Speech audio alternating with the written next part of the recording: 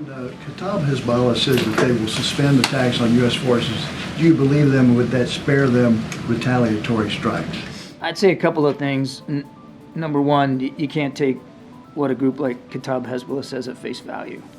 Number two, as I said in my answer to Amr, they're not the only group that has been attacking us, and they're certainly not the only group that is a participant in this Islamic resistance of Iraq. So they're not the sole proprietors here of the violence that has been visited on our people. And number three, back to that point, there are three families that are going through the worst possible grief right now. And let me tell you something. When you talked about Dover, that's a tough day. That is a tough day. They killed American soldiers, and I'd leave it at that.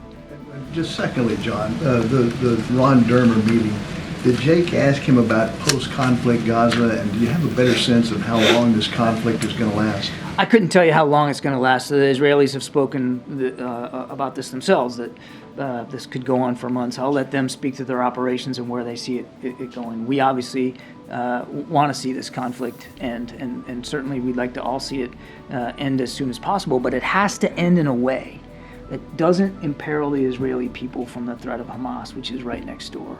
So we're going to continue to support them in their efforts to do that. As for the discussion with Mr. Dermer, I know that it was focused on humanitarian assistance, on the hostages specifically, and the general situation in Gaza. I don't have more detail than that.